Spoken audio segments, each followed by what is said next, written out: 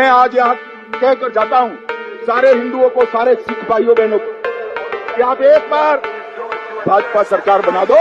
हम पहला बिल पंजाब में धर्म परिवर्तन पर प्रतिबंध डालने का लेकर आए। धर्म के नाते सब तो वध वोटां, नफरत के नाते सब तो वध वोटां कौन लैंदा? बीजेपी। गृह मंत्री साहब मैनूं कही इसने धर्म परिवर्तन किया है, इसमें केस करो। इंडियन कानून के मुताबिक धर्म परिवर्तन करना पाप नहीं। आप लॉ के हिसाब से रोज धर्म चेंज कर सकते हैं और कानून आपको इजाजत देता है, कोई बंदा आप पर कुछ नहीं कर सकता। यहाँ तक कि अगर आपके ऊपर कोई पुलिस वाला भी इस विषय पे केस करता है कि आप लोगों ने धर्म परिवर्तन किया, तो उस पर भी केस बनता है, उसको सस्पेंड किया जाता है। आपको ये मालूम होना चाहिए कि धर्म परिवर्तन करना अपराध नहीं, लालच देकर धर्म परिवर्तन करना अपराध है। सब तो वध वोटां, नफरत के नाते सब तो वध वोटां कौन लैंदा? बीजेपी। ते गृह मंत्री साहब मैनूं कही जांदे ने कि तुसीं धर्म परिवर्तन नूं रोको। तुसीं जे कोई एक्शन लेना तां साडे नाल गल करो, सानूं दसो। बस उन्हां जिन्ना वोटां ते उन्हां दी आख है उन्हां दी गल करदे आ बस, ठीक है ना। इस करके जे हुण बॉर्डर सिक्योरिटी फोर्स है, Punjab police border security force दे नाल BSF नाल मतलब मिल के काम करदी है, तां जिहड़ी पुलिस पंजाब दी है इकल्ले दी, फिर पुलिस तां देश दी होगी ना। फिर जो देश ते हमला है, भावें वो ड्रग्स भेजते हैं, भावें वो पिस्तौल भेजते हैं, भावें वो किसी भी शरारती अंसरां नूं भेजते हैं, वो देश ते हमला है। देश ते हमला पंजाब पुलिस रोक रही है, तो उसदे बदले तुसीं सानूं की दे रहे हो? साडा RDF का पैसा रोक लो, साडा तुसीं GST के पैसे रोक लो, साडे तुसीं हर कोई सहूलत दे विचों पैसे कट लो, हुण अद्धा रह गया। आप बेनिफिट ले सकते हैं, आप कभी एक लेवल पे नहीं रहेंगे, चाहे वो फैमिली में हो, चाहे वो फाइनेंस में हो, सेवकाई में हो, कभी आपका लेवल सेम नहीं रहता जब आप अभिषेक को समझ जाते हैं और इसमें चलना शुरू करते हैं। लोग हैरान थे कि ऐसे कैसे हो सकता है कि आप एक ब्रांच खोले और वो 25,000 क्रॉस कर जाए, सेकंड ब्रांच खोले 50,000, 40,000, 15,000, 3 हफ्तों में 15,15, 20,000। अमृतसर में 2 ब्रांचेस हैं, एक 9 एकड़ में है, एक हॉल में लगती है, हॉल के बाहर बड़ा ओवरफ्लो लगता है। Amazing result, reason anointing. Anointing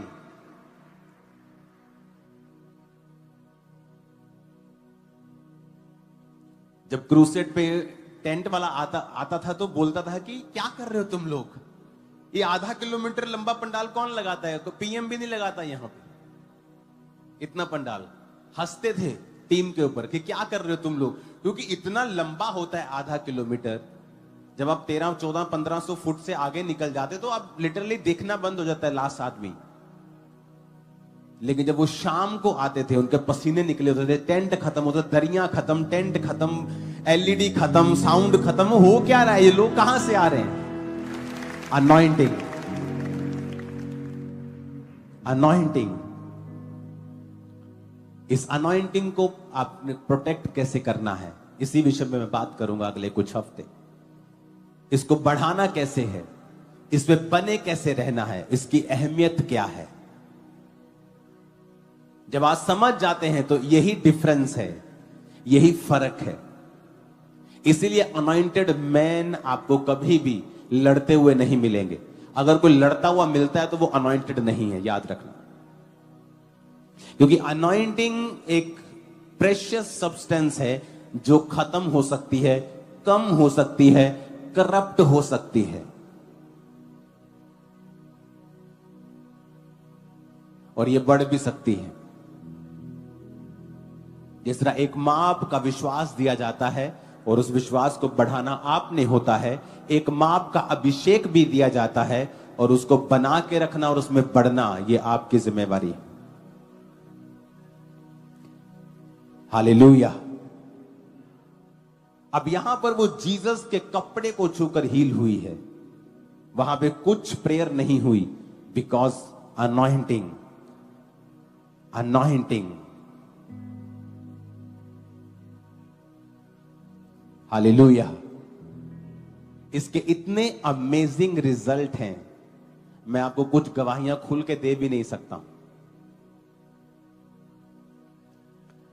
आप ये इमेजिन करो कि जो व्यक्ति हमारे साथ हैं काम करते प्रोफेशनल्स या और भी लोग जिनके बेबीज नहीं होते थे, उनको नहीं पता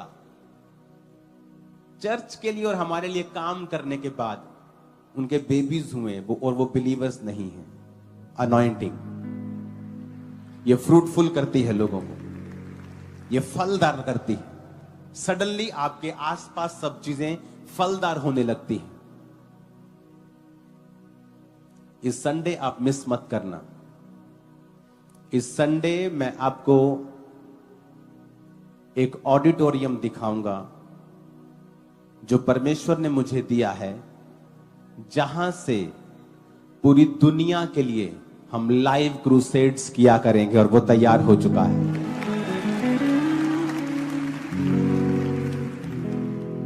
वो ऑडिटोरियम तैयार हो चुका है, उसकी जल्दी ही ओपनिंग की जाएगी और संडे उसकी पिक्चर्स मैं आपको रिलीज करूंगा, और वो उसका नाम है फायर ऑडिटोरियम। और वो ऑडिटोरियम बन चुका है और उसकी जल्दी ओपनिंग होगी, और चर्च का एक हिस्सा अंदर उसकी ओपनिंग होगी, उसी हिस्से में ही वो फायर ऑडिटोरियम है। तो परमेश्वर ने वो मुझे दिया है जहां से लाइव क्रूसेड्स होंगे पूरी दुनिया के अंदर। जिन देशों में मैं पैदल नहीं जा सकता, बाय बॉडी से नहीं जा सकता, वहां से मैं क्रूसेड्स करूंगा, और खुदावंद ने कहा वो लाखों लोगों को लेके आएगा उन क्रूसेड्स के ऊपर। तो संडे मैं आपको उसकी पिक्चर्स को रिलीज करूंगा, और वो फायर ऑडिटोरियम परमेश्वर ने जो दे दिया है उसकी हम सेलिब्रेशन करेंगे, और फिर उसकी ओपनिंग करेंगे बहुत जल्दी। और तारीफ ऊंची चाहिए चर्च। हालेलुया। यीशु मसीह का एक कमिटमेंट है हम सबसे, प्रेम, कि यदि तुम मुझसे प्रेम करोगे, प्रेम, तो तुम मेरे वचन को भी मानोगे, और मेरा पिता भी तुमसे प्रेम करेगा, और हम तुम्हारे साथ वास करेंगे। हम देखेंगे परमेश्वर ने हमको बहुत सारे वादे किए, उसमें से कुछ वादे हम देखेंगे। जैसे उसने हमको करौली के क्रूस में सारी आशीषें दे दी थी। उसने वहां कहते सब कुछ कंप्लीट पूरा हुआ। उसने हमें चंगाई दी। कहते हैं कि यीशु के कोड़े खाने से हम हो गए हैं। धन और महिमा परमेश्वर की ओर से आती है। हम कहते हैं अच्छा घर, अच्छी जिंदगी वो देता है, अच्छी नौकरी, बच्चे, हर एक आशीष प्रभु ने कंप्लीट कर दी। किनके लिए?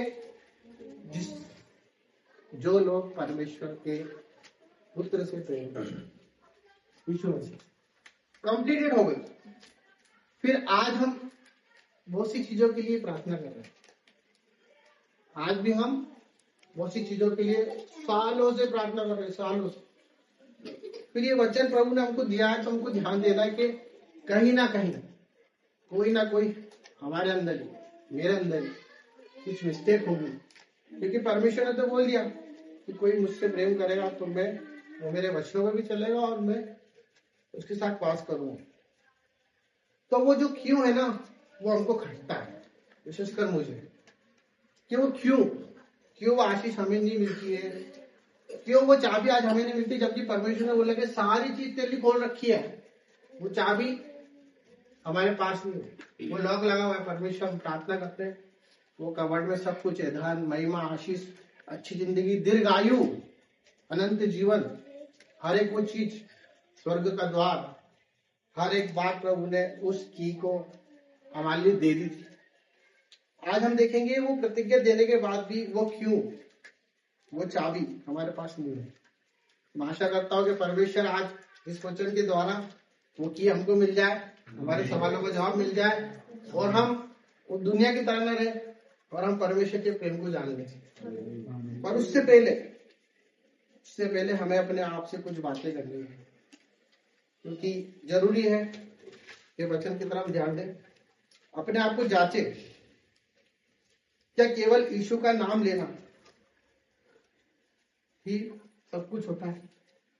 कि सिर्फ हम यीशु का नाम ले रहे हैं और लेते जा रहे हैं और हम कह रहे हैं मसीह में हैं। तो हमको जानना है कि उसके लिए हम जीते भी हैं, पहला। दूसरा हमें देखना है कि मसीह का प्रेम मुझ में दिखता है कि नहीं दिखता है। तीसरा हमको देखना है क्या मेरे शब्दों से मसीह को महिमा मिलती है कि नहीं, कि मैं उससे सिर्फ प्रेम करता हूं तो ये शब्दों से करता हूं कि हाँ प्रभु आपसे बहुत प्यार करता हूं, पर मेरी सोच तो प्यार ही नहीं करती। और हमको ये देखना पड़ेगा कि जब हम आईना देखते हैं, अपने भीतर देखते हैं, तो हम उसको दिखाई देते हैं कि नहीं, हमारे हृदय में वो दिखता है कि नहीं दिखता है। तो कुछ वचनों को हम देखेंगे, क्योंकि ये सब चीजें इसलिए है क्योंकि परमेश्वर ने हमसे प्रेम किया। उसने वचन बोला कि जो मुझसे प्रेम करता है वो मेरे वचन को भी मानेगा, मेरा पिता भी उससे प्रेम करेगा। प्रेम ऐसी चीज होती है जो हर एक चीज दे देती है, निस्वार्थ। मेरा बर्थडे था, मेरे भाई बहनों ने मुझे सब कुछ दिया, दिल खोल के प्रेम से दिया, है ना। वो प्रेम जो वापस नहीं लेता है। तो परमेश्वर ने सारी आशीष दे दी, फिर हमको क्यों नहीं मिल रही। तो हम भजन संहिता 118 उसका 8वां वचन पढ़ते हैं। भजन संहिता 18:8 यहोवा की शरण लेनी मनुष्य पर भरोसा रखने से उत्तम है। हालेलुया। परमेश्वर का वचन ये कह रहा है कि यहोवा का शरण लेना अच्छा है मनुष्य पर भरोसा रखने से, क्योंकि मनुष्य परमेश्वर ने बनाया, वो जानता है कि मनुष्य क्या है। मनुष्य पलट सकता है, परमेश्वर कभी नहीं पलट। तो वो ये कहता है कि हम उसके जीवन में उसके शरण में रहते हैं कि जब हमें कुछ भी चीज की नीड्स होती है, कुछ भी चीज की हमको कम, तुरंत मनुष्य की शरण में चले जाते, मनुष्य पर भरोसा कर लेते कि ये हमारे लिए करेगा। परमेश्वर तो न जाने कब करे, पर हम पहले उससे बात कर ले, इससे बात कर ले, उससे परमेश्वर से हम बात नहीं करते। तो हमको ये देखना पड़ेगा कि जब उससे शरण हम उसके पास लेंगे तो परमेश्वर अपने लिए हर एक वो चीज कर सकता है। आज उसने वादा किया कि तुम प्रतीति कर लो, जो तुमको चाहिए ना तुम प्रतीति कर लो, वो सब कुछ तुम्हारे लिए हो जाएगा। तो क्या हम जो जीवन जी रहे उसमें हमको देखना है कि बहुत से लोग हमारे आसपास भी हैं, हम चर्च जाते हैं, हम सब कुछ करते हैं, आराधना करते हैं, हर एक बात करते हैं, और हम देखें कि हमारे आसपास वाले लोग भी वैसा ही कर रहे हैं, पर हमारे जीवन का आकार वैसा का वैसा ही है जैसा आज से 5 साल पहले था, जैसा आज से 10 साल पहले हम वहीं के वहीं खड़े हैं। हम किसी चीज के लिए दुआ कर रहे हैं, वो दुआ हमारी हो ही नहीं रही। तो हमें पता लगेगा कि हम क्या मालूम किसी मनुष्य के अधीन तो नहीं है, कहीं ऐसा तो नहीं हम किसी पर्टिकुलर सब्जेक्ट के ऊपर टिक गए, क्योंकि परमेश्वर तो देने के लिए बैठा है। जब उसने बोला कि सब कुछ मैं दे दूंगा, तो देने के लिए बैठा है। फिर भी हम लोग आते हैं, अपना सब कुछ करते हैं, तो वहां पे हमको जांचना है कि हम सच में यीशु मसीह के लिए आए कि नहीं। हम कहीं ऐसा तो किसी को इम्प्रेस करना है, बुरा मत मानना, परमेश्वर वचन में लिखा है, ठीक बोलो। हम आगे देखते हैं तीतुस 1:16।